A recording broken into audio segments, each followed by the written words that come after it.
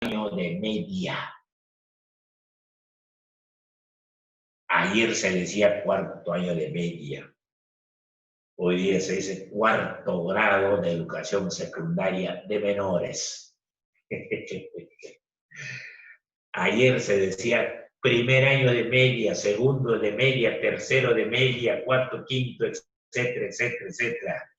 Y hoy se dice primer grado de educación secundaria, cuarto grado de educación secundaria, quinto grado, etcétera, etcétera.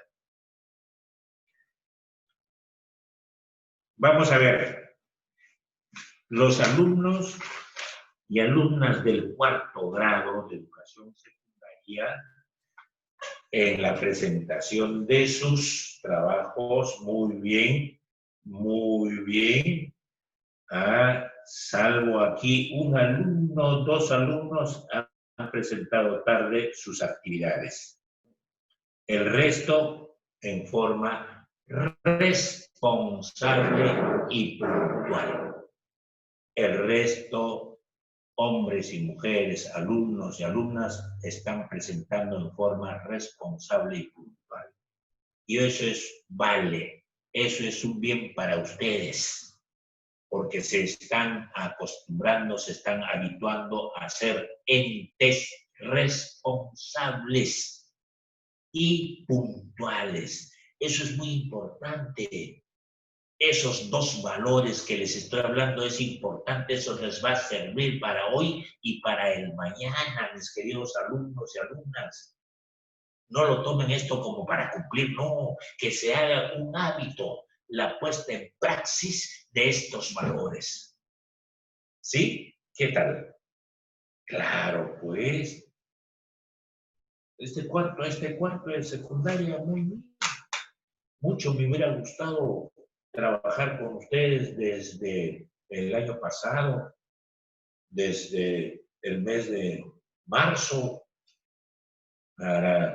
pero siempre conversábamos en la hora del recreo, siempre dialogábamos en la hora del recreo y de ahí pude notar alumnas y alumnos que se interesaban por la cultura. Estaban leyendo no del tema que habíamos hecho o que habían hecho en la clase anterior, sino de cultura general, Y observaba también el profesor sobre el diálogo entre dos o más personas. Entonces, todas esas cositas va fortaleciendo. Hay un desarrollo cognitivo y hay un desarrollo físico y mental. El aspecto físico, siempre caminando. Y yo les decía, ¿qué hacen caminando ustedes? ¿No se cansan? No, profesor, estamos conversando asuntos que ocurren en Barranca, que ocurren en la región, que ocurren, etcétera, etcétera. Sí, dialogamos. Por eso, muy bien, aquí tengo mi control y están los chicos cumpliendo en forma normal. Les estoy felicitando. Vale eso. Pasamos la página y el tema que vamos a ver el día de hoy se llama gestión de riesgos. Gestión de riesgos. Cuando hablo de gestión de riesgos, voy a empezar con esta motivación. Ya han cortado la semana pasada, 2 o 3 días, creo, esta cuestión del agua. ¿Se acuerdan ustedes? Por la limpieza que han estado haciendo de los tanques aquí en la zona de Barranca. Están haciendo esa limpieza porque ya seguramente dentro de pocos meses van a venir las famosas lluvias. ¿Qué cosa, profesor? Las lluvias. ¿Sí? ¿Qué es eso, profe? Lo que llueve en la parte interior en forma torrencial, los ríos de las diferentes cuencas hidrográficas van a venir recontracargados y con aguas de color marrón, etcétera, y llevando en el camino, o trasladando en el camino cualquier cantidad de cosas que va a afectar a los que viven en las riberas de los ríos. ¿Sí o no? Claro, pues.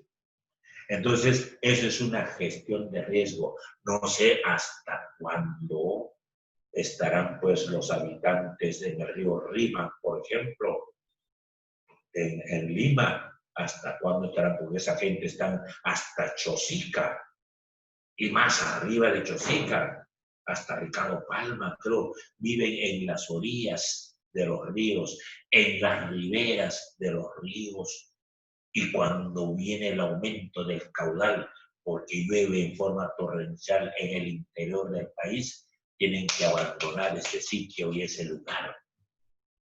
No sé hasta cuándo vamos a estar en esta situación. Ya aquí también en Pativilca, ya seguramente que el alcalde va a ordenar la limpieza, van a tener que hacer esos trabajos para retirar esos elementos que no se utilizan para que el agua pueda desembocar en la cuenca hidrográfica del Perú, cuenca hidrográfica del mar. Aquí salió en el periódico, miren ustedes, dice bien claro, la energía del mar y la selva. Estamos hablando aquí entonces de la energía del mar, de nuestro mar, el mar peruano, y la selva. Cuando hablo de la selva, estoy al toque, se me viene a la mente el Amazonízate. ¿Se acuerdan ustedes? El Amazonízate. Los hermanos que vinieron en el mes de noviembre del año pasado, el Amazonízate. Y lo tengo aquí, el librito que me obsequiaron. La energía del mar y la energía de la selva. Dice taxativamente esto: la biodiversidad que tiene el Perú, ya saben lo que significa biodiversidad, ¿no es cierto? A ver, Asencios, ¿sabes lo que significa biodiversidad? A ver, Gutiérrez Palacios, ¿sabe, hijita, lo que significa biodiversidad? A ver, Vilcarino. Aquí está. La energía del mar y la selva. La biodiversidad es, pues, lo que nosotros tenemos de riqueza desde el punto de vista vegetal y desde el punto de vista animal. Biodiversidad. En la mar, en la costa, en la sierra, en la selva, en la Amazonía, etcétera, etcétera. Y voy a lecturear rapidito nomás. Dice, la biodiversidad que tiene el Perú es un orgullo para nosotros los peruanos. Somos ricos en biodiversidad. Yo diría, somos recontra ricos en biodiversidad. Es un orgullo para los peruanos. Desde hace 16 años, el consorcio Camisea trabaja por conservar esa riqueza y proteger la energía del país. ¿Cómo se llama el consorcio? Camisea. es una empresa particular, es una institución particular, que no solamente se preocupa por aprovechar los recursos naturales de nuestro país, sino se preocupa para que la gente, los habitantes, cuidemos nuestra biodiversidad, hacer uso de nuestra biodiversidad, pero en forma racional. ¿Me entienden? En forma racional. O sea, pensando, razonando. ¿Y por qué, profesor, en forma racional? Porque tenemos que agarrar y ahorrar también para las futuras generaciones, pues. Porque si nosotros lo hacemos en forma irracional, nos bestializamos, discúlpenme la expresión, ¿qué diablos vamos a dejar para nuestras futuras generaciones? Para esa gente, hombres y mujeres que van a venir mañana. Cuando hablo de mañana, estoy hablando pues 10, 15, 20, 30 años, 50 años. Por eso, en forma racional, pensando siempre en las futuras generaciones, tenemos que aprovechar nuestra biodiversidad.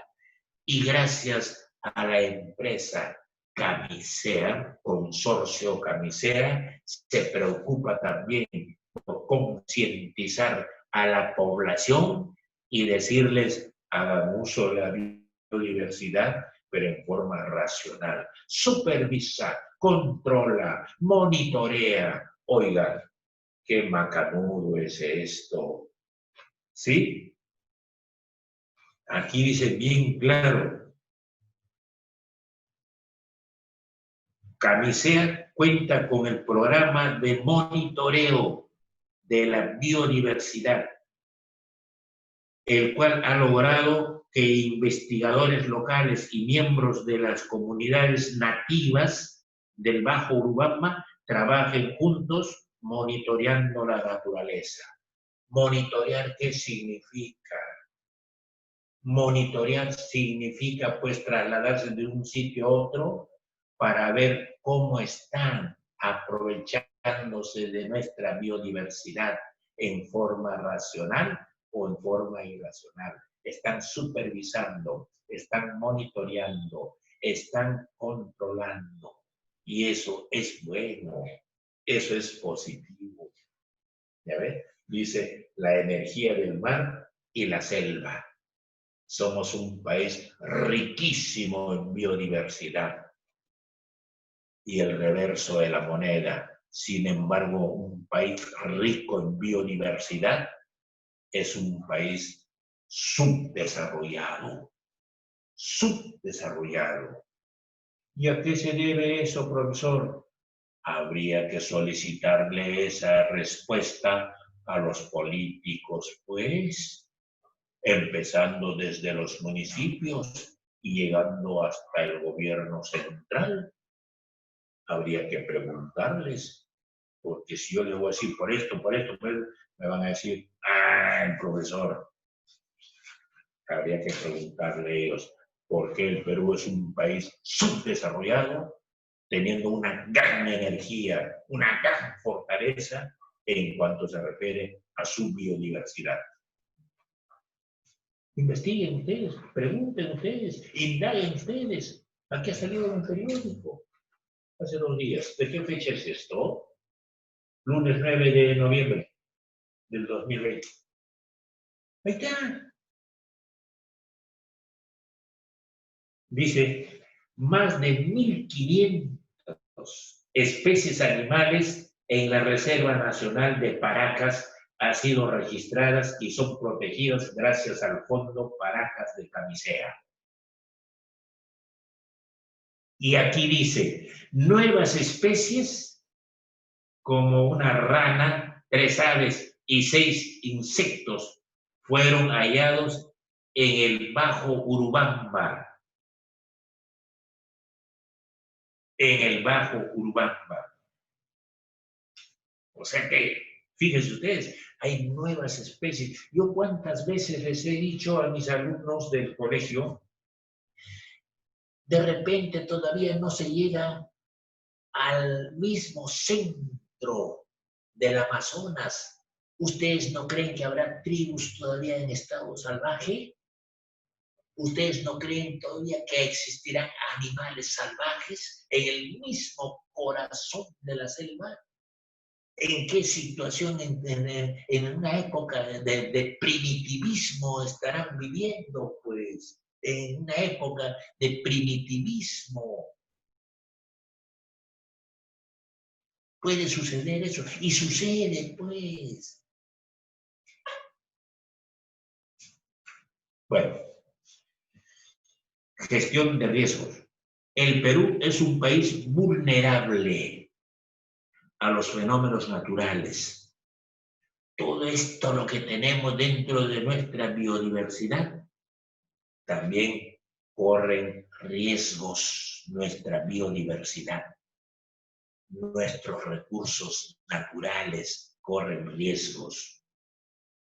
¿Acaso el Perú no es un país sísmico? ¿Sí o no? Sí, profesor. ¿Acaso el país, nuestro Perú, tiene su zona, digamos, de maremotos? ¿Existe o no? Maremotos. ¿Acaso no tenemos derrumbes? ¿Acaso no tenemos huaicos o lluvias? Por eso el Perú es un país vulnerable, porque tenemos estos fenómenos naturales que hacen daño. Y no es culpa del hombre, son fenómenos naturales, pues. Lo que tenemos que hacer, más bien, las autoridades lo que tienen que hacer es ver la forma como podemos defendernos de un terremoto, de un maremoto, de los huaicos, de las lluvias. Tenemos que ir preparando el camino con ensayos. ¿Sí o no? Tienen que tener su mochilita ya bien, bien implementadas las mochilas, porque son fenómenos naturales. El hombre no lo hace, no lo fabrica. Pero sí tenemos que tomar las precauciones del caso. Y sin embargo, las autoridades, ¿qué están haciendo?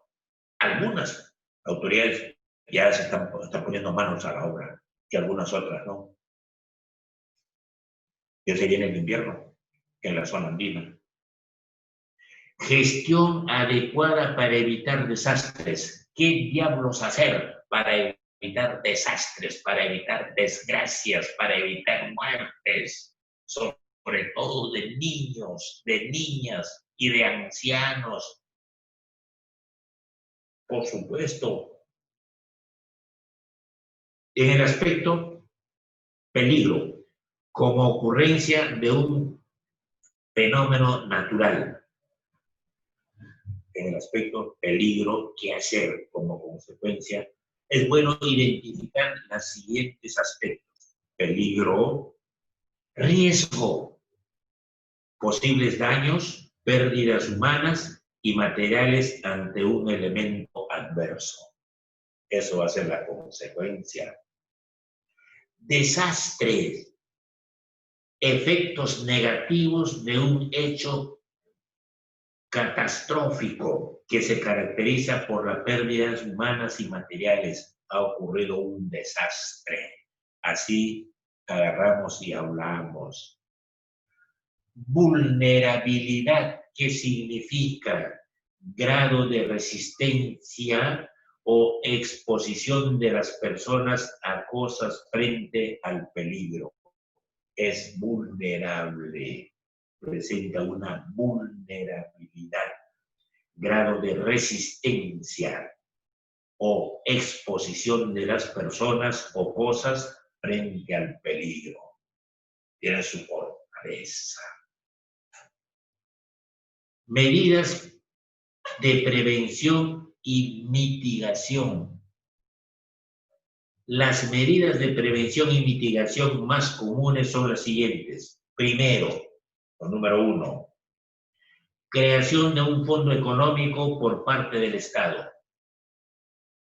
¿Para qué el Estado va a crear un fondo económico para atender esta situación? ¿Por qué y para qué? Por supuesto, porque el Estado sabe perfectamente de que nosotros el Perú está situado en una zona sísmica y en cualquier momento puede ocurrir un movimiento sísmico, puede ocurrir un maremoto, puede ocurrir un terremoto, puede ocurrir huaicos, etcétera, etcétera, etcétera. Y para eso el gobierno tiene que tener presupuesto, el Estado. ¿Para qué? Para agarrar y darle a las regiones, darle a los municipios exclusivamente para empezar a preparar el terreno donde van a venir más tarde los huaicos o donde puede venir más tarde un maremoto, un terremoto. Entonces hay que invertir, hay que preparar el campo, el terreno. Es como un estadio. El estadio no lo podemos abandonar, sino tenemos que tenerlo bien preparadito y tiene que tener su presupuesto ese estadio para darle mantenimiento y conservación. Creación de un fondo económico por parte del Estado para actuar en los procesos de rehabilitación y de reconstrucción.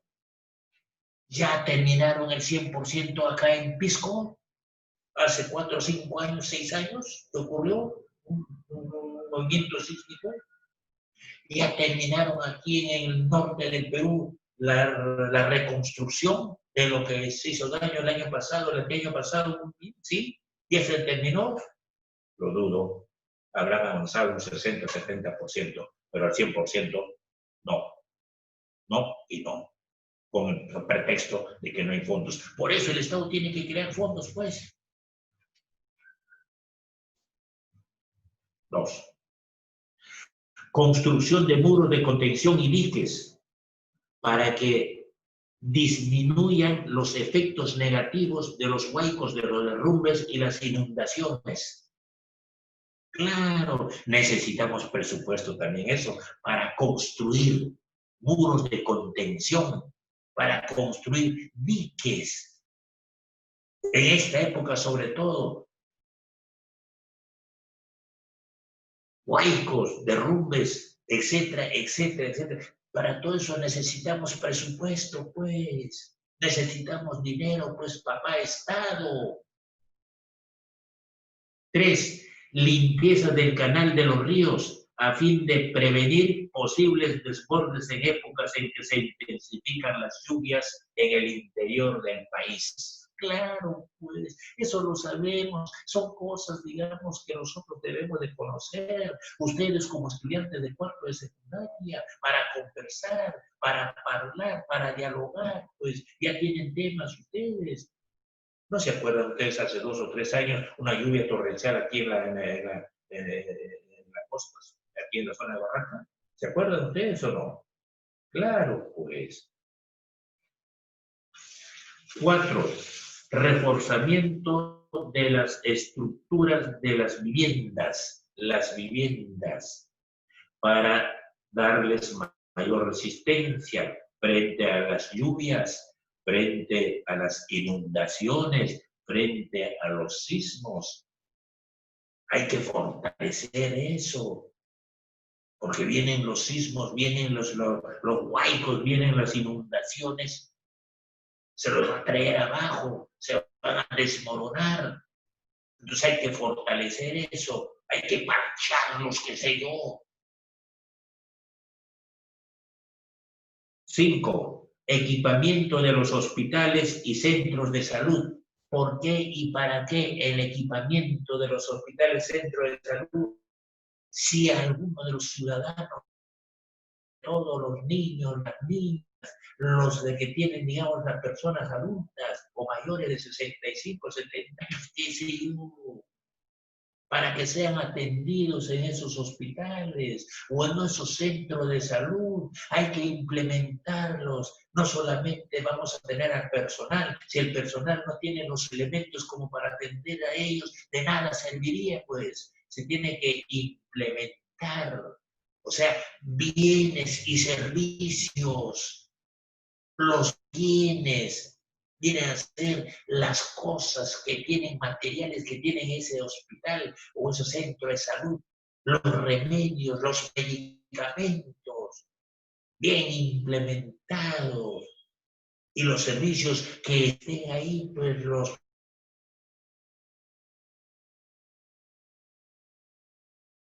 que estén ahí, pues el personal de administración, pues. Y 6, implementación de la mochila de emergencia.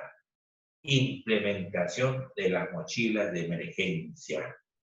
¿Para qué? Para que cuando haya movimientos sísmicos o cuando haya, digamos, los famosos huaicos o cuando haya, pues, los derrumbes a lo largo y ancho de esos ríos.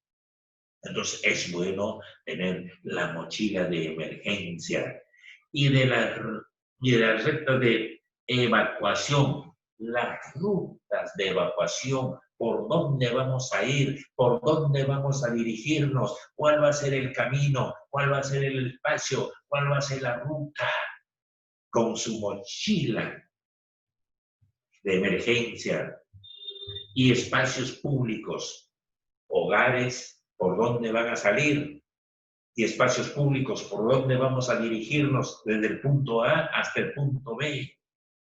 Todo eso son los que forman esta gestión de riesgos. Nuestro país está ubicado en una zona riesgosa y eso lo saben ustedes. Luego viene el fenómeno del Niño.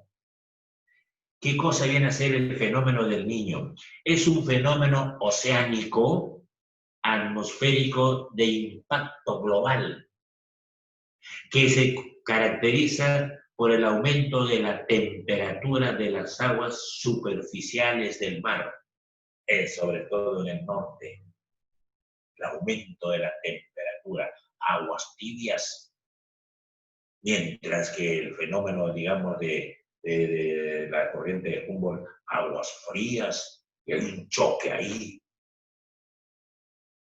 El Niño se presenta en las costas de Ecuador y del Perú, en el norte, a mediados de diciembre.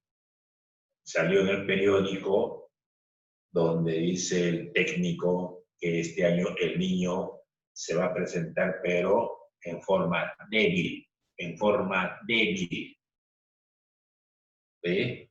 Entonces no va a traer muchas consecuencias negativas en el norte del país si es que se presenta el Niño débil. Efectos del Niño en el Perú. ¿Qué consecuencias, qué efectos trae el Niño en el Perú? En el aspecto oceanográfico, se produce el aumento de la temperatura en la superficie del mar por el fenómeno de afloramiento. ¿En qué consiste el fenómeno del afloramiento? Profesor, el fenómeno del afloramiento, profesor, consiste en el ascenso o en la subida de las aguas del mar, de la profundidad hacia la superficie. ¿Me están entendiendo? En eso consiste el fenómeno del afloramiento.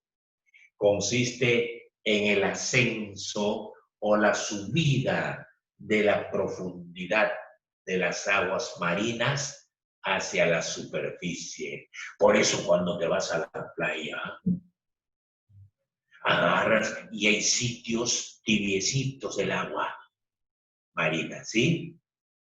Y cuando abandonas ese espacio de agua tibia, te vas por allá, ¡ay, qué frío! Aquí hace frío. Aquí se produce el fenómeno del afloramiento. ¿sí? La salida o el ascenso de las aguas de la profundidad hacia la superficie. Los peces de agua fría se retiran mar adentro. Cuando se sufre ese fenómeno del afloramiento a aguas tibias, ¿qué hacen los peces? No están acostumbrados a ese espacio de agua, pues. Agua fría, viven los peces. No pueden estar con agua tibia. Por eso agarran y migran hacia la profundidad, migran hacia adentro en busca de agua fría. Eso es lo que sucede. Por eso dice aquí, los peces de agua fría se retiran mar adentro, porque mar afuera el agua es tibiecita. Entonces, ¿a dónde migran? Hacia la profundidad, pues, lo que se conoce como mar adentro. En el aspecto atmosférico, ¿qué sucede en el aspecto atmosférico? Por el incremento de la evaporación de las aguas del mar, aumenta la intensidad de las lluvias, sobre todo en el norte, que caen sobre la vertiente occidental, de los Andes, incrementando los caudales de los ríos de la costa. Claro, llueve allá en forma torrencial, en la parte interior, llueve por Huaraz, llueve por Cajatambo, llueve por Ocros, llueve por allá por la zona, digamos, de Chiquián, toda esa zona, y va aumentando el agua de esos ríos que desembocan en la cuenca hidrográfica del Pacífico, pero cualquier cantidad, lluvias torrenciales, ¿sí? Entonces, por eso los municipios, a través de los responsables, ya deben de ir preparando para recibir a las lluvias, a los huaicos, etcétera, etcétera. Tienen que ir preparando el camino.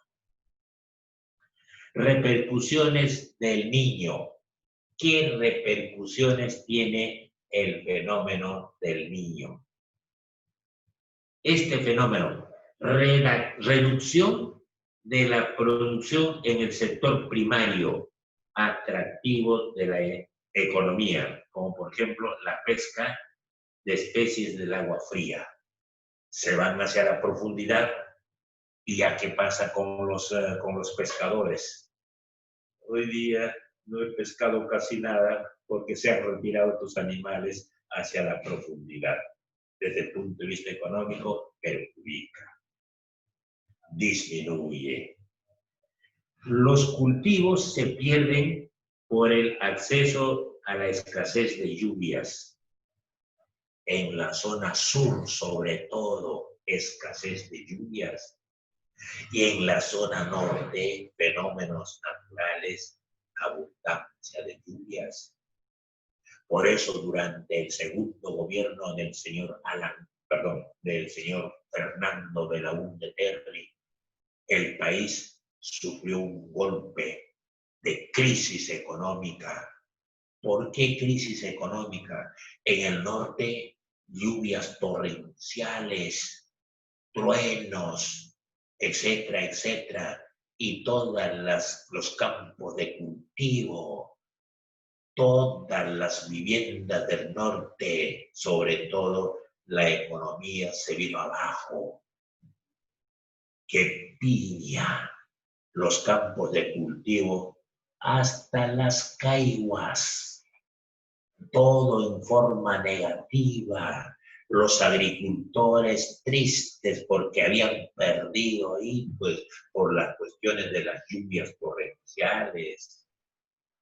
Y el reverso de la moneda, en el sur, Puno, Cusco, Ayacucho, Apurímac, Abancay. ¿Qué sucedía? Sequía, con especie, digamos, de las plantas de cultivo, se iban secando, se iban malogrando, pérdidas económicas, no había lluvia, friaje tremendo. Los niños sufrían, los adultos sufrían por el friaje, un friaje fuerte. En ambos casos, el país entró en una situación difícil. El país entró en una situación difícil, crisis económica, se caracterizó eso el segundo gobierno de Fernando Belaúnde Terry del año 1980 a 1985. Por eso dice aquí, los cultivos se pierden por el exceso de escasez de lluvias, por la aparición de plagas, por el desborde de los ríos, y el ganado adquiere enfermedades tropicales. Eso sucedió en el sur. Y en el norte, por el fenómeno del Niño. Ay, Dios mío. Escasez de alimentos por la pérdida de las cosechas. Escasez de alimentos por la pérdida de las cosechas, por las enfermedades que afectan a los animales. ¿Qué más? Destrucción de las viviendas, ¿sí? De adobe, de cemento, se deslizaban. Los poblados de la parte baja se inundaban.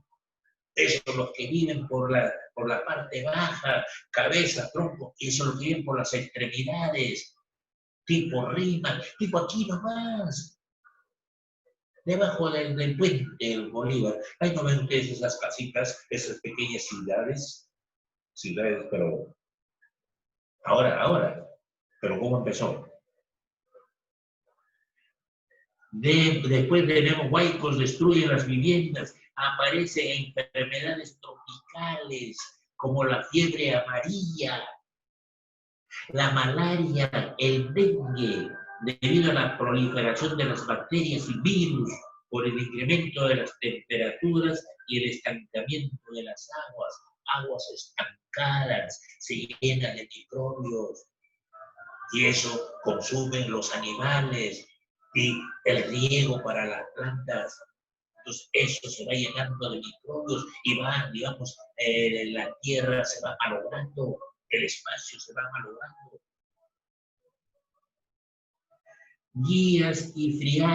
Sequías y friaje en los Andes del sur que causan, ya les dije, Andes del sur, la pérdida de los cultivos en los Andes del sur, Arequipa, Cusco, Puno, pérdida de los animales debido a la escasez de lluvias y a las bajas temperaturas. Eso ya les he explicado.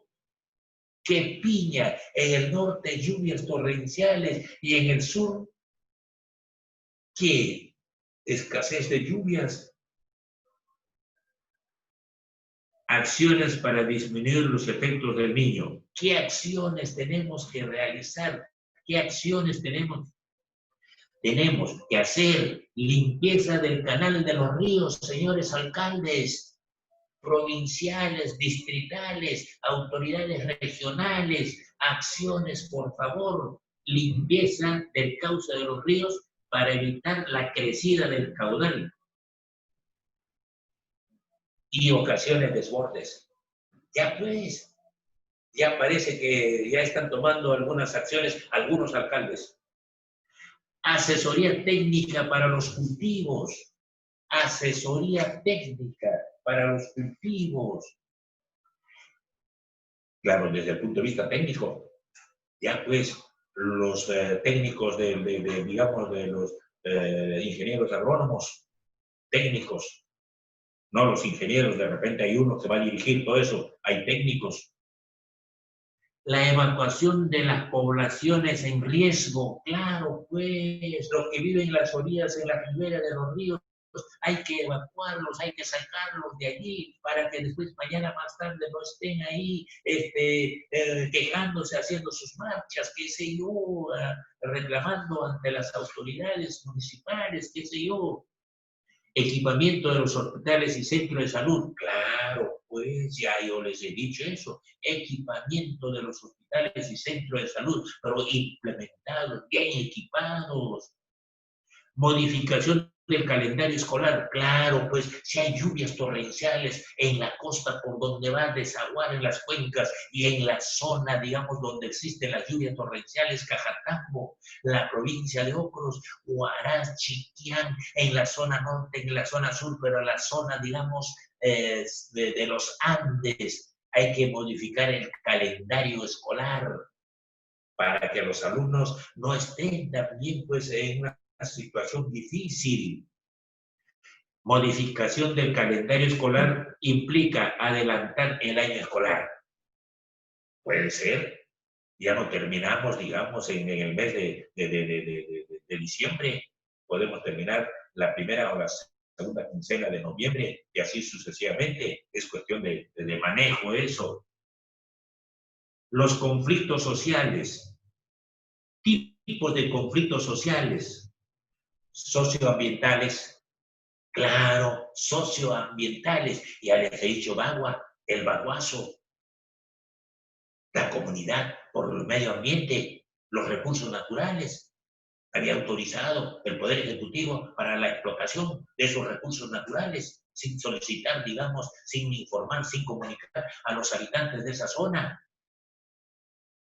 Asuntos de gobierno local, claro, gobierno local, el gobierno local aquí en Barranca, ¿qué es lo que se puede agarrar y se puede solicitar? A los de Pativilca, a los de Paramonga, a los de Supe, Puerto Supe, asuntos de gobierno local, las demandas de la población a los gobiernos locales, aunque existan choques, enfrentamientos, no importa, pero hay que presentar un listado, una demanda. Asuntos de carácter comunales se produce cuando una comunidad campesina o nativa es afectada por otra. Por ejemplo, la contaminación del río aguas arriba afecta a la comunidad de la parte baja de una cuenca. Claro, pues, afecta a la parte baja. Ya yo les he dicho en la clase anterior, cabeza, tronco y extremidades. La cabeza donde nace el río. El tronco en la cabeza. El tronco es en la mitad de su recorrido. Y las extremidades en donde ya agarra, ya no tiene fuerza, desemboca en la cuenca hidrográfica que le corresponde. Pero en la parte media o en la cabeza, en el tronco, va a afectar a la agricultura, va a afectar a la ganadería, va a afectar a la población. Entonces, todas esas cuestiones tienen que tener en cuenta las autoridades locales, las autoridades regionales, las autoridades provinciales, las autoridades distritales, la autoridad de forma genérica central. Para eso el ministerio, pues. Laborales. Se presenta por la demanda de mejoras laborales como aumento de sueldos, mejor trato al trabajador.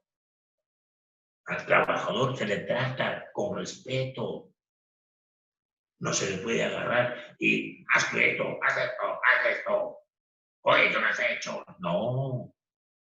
Mejor trato al trabajador, dándoles, implementándoles con los elementos para la calidad del trabajo y la cantidad de trabajos que pueden ellos realizar. Mayores beneficios sociales, eso, estando bien de salud, estando, digamos, con un beneficio social donde pueda mantener a la familia. Entonces, ese trabajador hace sus cosas en forma regular, en forma normal. Asuntos de gobierno nacional. También hay enfrentamientos. Se da cuando no se atienden las demandas de la población a nivel nacional. No se atienden las demandas de la población a nivel nacional. A ver si esta marcha de protesta que está haciendo, a ver si es que el gobierno que le corresponde esta situación va a tener que presentar alternativas de solución, porque si no se atiende esas demandas, de repente la situación puede empeorar. Se da cuando no se atiende asuntos de gobierno nacional, Se da cuando no se atienden las demandas de la población a nivel nacional. Aquí hay una demanda en estas marchas, hay una demanda a nivel nacional. A ver, para que no haya esos enfrentamientos, ¿cuál será la alternativa? Asuntos del gobierno regional, se origina entre las autoridades regionales y la población por casos de corrupción. A ver, falta de infraestructura y malversación de fondos. Por eso hay enfrentamientos, hay problemas entre la población y las autoridades. Demarcación territorial surge cuando el centro poblado, distrito, provincia o región no tienen bien definidos los límites, produciéndose casos de usurpación territorial. Claro que hay enfrentamientos, es que los límites no están dados al 100%, pues. Entonces, cuando no está dado al 100%, ¿quién es el dueño? ¿A quién le corresponde? ¿A qué provincia? ¿A qué distrito? ¿A qué región pertenece esto? No se sabe. Ahí vienen los enfrentamientos. Ahí vienen los enfrentamientos entre el pueblo y las regiones o los municipios locales o el gobierno central. Y para evitar estos enfrentamientos deben tomar las medidas inmediatas. Deben de elaborar su proyecto, un proyecto de trabajo para tal cosa, de tal fecha a tal fecha. ¿Cuál es la misión? ¿Cuál es la visión? ¿Y cuáles son los objetivos? Tienen que trabajar pues con calidad, tienen que trabajar pues con eficiencia y eficacia, pues, como hasta ahora ni de Pisco, del terremoto, ni del norte de Tumbes de Trujillo, esa zona, se ha terminado el 100%. ¿Dónde estamos? Pues, no frieguen, pues. Así es que, mis queridos alumnos y alumnas, parece que he sido bien claro. La misma situación a nosotros nos invita, donde dice gestión de riesgo. Gestión significa realizar actividades, realizar trabajos, planificar, elaborar proyectos antes que venga o que llegue estas situaciones de riesgo, fenómenos naturales, como los sismos, como los maremotos, como los terremotos, como los huaicos, etcétera, etcétera. Hay que prepararse, pues, si son fenómenos naturales. Entonces, lo que tenemos que hacer es contrarrestar esa situación, pero preparándonos. Y para prepararse, tenemos que agarrar y tener presupuesto. Y ese presupuesto lo tiene que dar el Estado a través del ministerio correspondiente. Pero eso sí, se tiene que supervisar. ¿Se está gastando o no se está gastando? ¿Se está invirtiendo o no se está invirtiendo?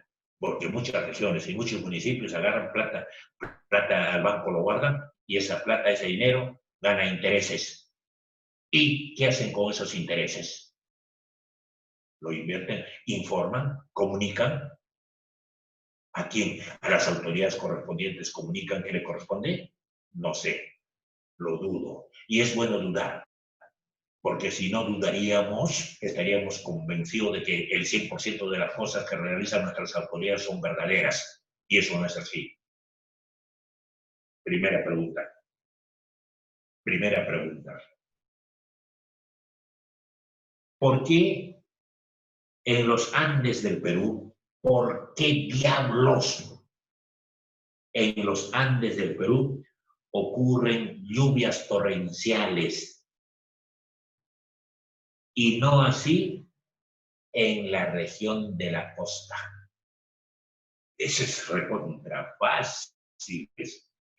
Primera pregunta, ¿por qué en los Andes del Perú ocurren lluvias torrenciales y no así en la región de la costa? Segunda pregunta. ¿En qué consiste el fenómeno del afloramiento? Repito, ¿en qué consiste el fenómeno del afloramiento?